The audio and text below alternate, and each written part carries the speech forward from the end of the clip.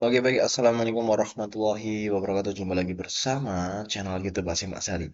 Terima kasih buat teman-teman semua yang sudah mengklik video ini dan semoga teman-teman semua yang sudah mengklik video ini semoga dalam keadaan sehat walafiat tanpa kurang suatu apapun dan dimudahkan segala urusan dan lancarkan rezekinya teman-teman. Ya, teman-teman, kali ini kita akan menonton sebuah video yang bersumber dari channel YouTube Tren Probika. Nah, ada apa sih di dalam channel YouTube Tren Probika ini? Di sini ada sebuah video yang di situ ada yang berjudul Beda di Indonesia, Profesor Amerika diperlakukan amat buruk di Malaysia. Apakah benar dalam video ini? Mari kita tonton saja dulu videonya dari awal sampai akhir. Tentunya jangan lupa like, comment, and subscribe. Lanjut ke videonya. Kita sudah sering merasakan keanehan kaum Melayu di negeri kasino Malaysia. Tahun-tahun pula, para pemimpin Melayu dan kaum Melayu di sana suka gembar-gembor bahwa bahasa Melayu Malaysia itu hebat dan mendunia.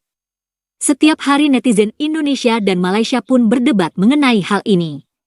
Ternyata, di Malaysia sendiri bahasa Melayu tersebut tak bermartabat sama sekali, bahkan bisa dikatakan sebagai bahasa kampung yang tidak ada nilai ekonomi. Intinya banyak hal yang tidak konsisten pada kaum Melayu di negeri kasino tersebut. Mereka juga suka mengkritik sulitnya mencari makanan halal di Indonesia, tapi mereka lupa bahwa sup tulang babi justru dijadikan makanan nasional Malaysia. Wow. Dan Sup kasino tulang pun babi. jadi sumber pendapatan penting bagi kaum Melayu negeri ujung Medini yang mengklaim sebagai keturunan Nabi dan menjadi kaum paling hebat di alam semesta. Serem sekali ya Nah, teman-teman ya. keanehan Malaysia tersebut rupanya juga dirasakan oleh seorang profesor yang mengajar di Amerika Serikat bernama Ahmed Tekuru. Berikut ini adalah artikel beliau yang dimuat di harian Kompas belum lama ini. Mengapa kunjungan saya ke Malaysia dan Indonesia berbeda? Dalam situasi yang sulit di dunia muslim dan global ini, demokrasi Indonesia menjadi sangat penting. Saya telah mempelajari Islam dan demokrasi selama 2 dekade sebagai profesor di Amerika Serikat. Penelitian awal saya berfokus pada Timur Tengah, khususnya Turki, tempat saya dilahirkan. Sejak diterbitkannya buku saya dalam edisi Bahasa Indonesia, Islam, Otoritarianisme, dan Ketertinggalan, pada tahun 2020, saya menjadi lebih tertarik dengan Islam dan demokrasi di Asia Tenggara, khususnya Indonesia. Buku saya merupakan analisis akademis tentang krisis politik dan sosial ekonomi yang dihadapi banyak masyarakat Muslim saat ini. Indonesia jadi sebuah sasaran. Buku ini menganalisis bagaimana umat Islam mengalami masa keemasan ilmu pengetahuan dan ekonomi antara abad ke-8 dan ke-11, serta mengapa mereka mengalami krisis saat ini. Sejak diterbitkan oleh Kepustakaan Populer Gramedia, buku saya telah diulas puluhan media di Indonesia. Wow. Saya menghadiri beberapa webinar yang diselenggarakan di Indonesia untuk mendiskusikan buku ini. Saya juga mengajar mata kuliah daring di Universitas Islam Internasional Indonesia. Puncak dari hubungan saya dengan Indonesia adalah kunjungan saya ke Jakarta, Yogyakarta, dan Bali pada November 2022. Selama pembicaraan saya di kota-kota ini, saya menerima sambutan yang sangat hangat dan mengalami keramahan yang sangat mendalam. Hal ini mendorong saya mengunjungi negara tetangga, Malaysia.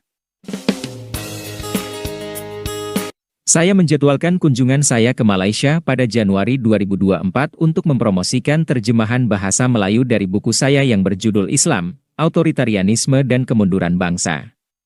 Namun, ketika ceramah saya di Malaysia diumumkan, saya menerima serangan yang tidak menyenangkan di media sosial.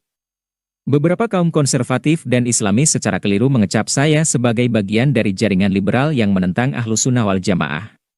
Kemudian acara peluncuran buku utama saya dibatalkan. Ketika saya menanyakan alasannya kepada pihak penyelenggara, mereka mengatakan, Duta Besar Turki untuk Malaysia mendefinisikan saya sebagai penentang pemerintah mereka dan meminta pembatalan acara saya. Saya tidak pernah melihat reaksi seperti itu dalam tur buku saya yang lain di Indonesia, Maroko, Bosnia, Belanda, atau Norwegia. Kaum konservatif dan Islamis memberikan kritik yang konstruktif di negara-negara tersebut, dan beberapa duta besar Turki datang ke ceramah saya untuk mengajukan pertanyaan di sana. Terlepas dari reaksi tersebut, saya masih bisa memberikan 4 ceramah di lembaga-lembaga lain di Kuala Lumpur dan Putrajaya. Namun, polisi datang ke acara-acara saya. Keesokan harinya, saya pergi ke Bandara Kuala Lumpur untuk terbang ke Pakistan, tempat saya akan mengadakan serangkaian bedah buku. Namun, polisi yang sama datang ke pintu gerbang, menginterogasi, dan mencoba menyita paspor saya. Wow. Saya lolos dari upaya penangkapan dengan menghubungi lagi penasihat Perdana Menteri. Semua perkembangan ini membuat saya khawatir akan keselamatan saya dan saya membatalkan pembicaraan saya di Lahore dan Islamabad, kemudian kembali ke Amerika Serikat. Banyak teman, cendekiawan, dan pembaca yang menunjukkan keramahan kepada saya di Malaysia. Saya bertemu dengan para akademisi, politisi, dan jurnalis penting. Ceramah saya dihadiri dengan baik dan lebih dari selusin artikel dan wawancara diterbitkan di media Malaysia untuk mendukung saya. Saya berterima kasih atas semua dukungan ini. Namun, tetap saja reaksi kaum Islamis, pembatalan peluncuran buku saya, dan pelecehan oleh polisi meninggalkan rasa pahit dan saya tidak merasa nyaman untuk mengunjungi Malaysia lagi. Perbedaan tajam Indonesia dan Malaysia. Saya bukan satu-satunya intelektual Muslim yang menghadapi pengalaman sangat berbeda di Malaysia dan Indonesia. Mustafa Akyol, misalnya, ditangkap polisi syariah dan bukunya dilarang beredar di Malaysia beberapa tahun yang lalu. Namun, buku-bukunya dihargai di Indonesia. Apa yang menjelaskan perbedaan tajam antara Indonesia dan Malaysia? Perbedaan utama yang ada di antara hubungan Islam dan negara di kedua negara ini. Indonesia memiliki dua gerakan Islam non-pemerintah yang besar, Nahdlatul Ulama, NU, dan Muhammadiyah, yang masing-masing memiliki puluhan juta pengikut. Hal ini telah menciptakan keberagaman dan desentralisasi di Indonesia. Selain itu, NU yang mengundang saya ke Forum Agama G20, R20, di Bali dan Yogyakarta tahun lalu juga merangkul spiritualitas Islam dan menerima tradisi budaya Indonesia. Baik NU maupun Muhammadiyah menghormati kredo dasar Indonesia, Pancasila, yang mengacu pada kepercayaan kepada Tuhan, kemanusiaan, persatuan nasional, demokrasi, dan keadilan sosial. Hukum pidana Islam hanya ada di wilayah Aceh. Selain itu, Indonesia negara besar yang tidak mudah memenuhi tuntutan dari Turki atau pemerintah lainnya. Sebaliknya, di Malaysia, hubungan Islam dan negara jauh lebih tersentralisasi dan formalistik. Tidak ada gerakan Islam non-pemerintah yang sebanding dengan NU atau Muhammadiyah. Kelompok-kelompok Islam, seperti pengikut Nakwib Al-Atas, jauh lebih kecil dan tertutup. Para ulama sebagian besar merupakan mitra resmi negara dalam pemerintahan.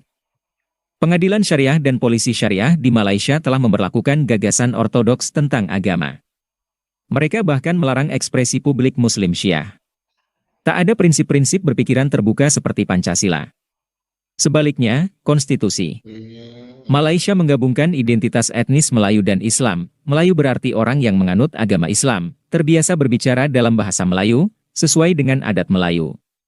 Bagi orang Melayu dan mualaf, meninggalkan Islam secara resmi bukanlah sebuah pilihan, baik pengadilan sipil maupun pengadilan syariah menolaknya. Beberapa daerah mencoba menerapkan hukum pidana Islam dan ada perdebatan yang sedang berlangsung untuk mengadopsinya oleh Parlemen Federal Malaysia. Selain itu, Malaysia kesulitan mengatakan tidak kepada Turki. Ini adalah pengamatan singkat saya berdasarkan kunjungan dan studi saya terhadap kedua negara itu dalam 4 tahun terakhir. Para ahli di kedua negara ini mungkin akan menemukan perbedaan lain atau tak setuju dengan beberapa poin yang saya sampaikan. Namun, kita semua pasti setuju bahwa Indonesia dan Malaysia adalah dua negara yang penting bagi masa depan demokrasi di dunia Muslim. Banyak negara mayoritas Muslim lainnya diperintah raja, pemimpin militer, atau diktator lainnya, serta jumlah negara demokrasi elektoral di dunia Muslim sangat terbatas. Faktanya, demokrasi sedang menghadapi krisis global, termasuk di negara saya, Amerika Serikat, di mana dukungan tanpa syarat dari Presiden Joe Biden terhadap pengeboman Israel di Gaza telah membuat pemilihannya kembali menjadi lebih sulit dan meningkatkan peluang terpilihnya Donald Trump pada November ini. Dalam situasi yang sulit di dunia Muslim dan global ini, demokrasi Indonesia menjadi sangat penting. Melindungi demokrasi Indonesia penting untuk mempromosikan kesetaraan kewarganegaraan dan hak asasi manusia di dunia Muslim dan di seluruh dunia. Ahmad Tekuru, Profesor Ilmu Politik dan Direktur Pusat Studi Islam dan Arab di San Diego State University. Oke, terima kasih buat teman-teman semua yang sudah menonton video ini. Semoga selalu dalam keadaan sehat walafiat dan terima kasih yang sudah menonton dari awal sampai akhir ya teman-teman. Ternyata untuk agama Islam di luar sana, di Malaysia dengan Indonesia sangatlah berbeda dan dalam organisasinya maksudnya ya teman-teman ya. Semoga teman-teman yang menonton video ini diberkahi segala urusannya ya teman-teman ya. Jangan lupa like, comment, and subscribe. Terima kasih. Wassalamualaikum warahmatullahi wabarakatuh.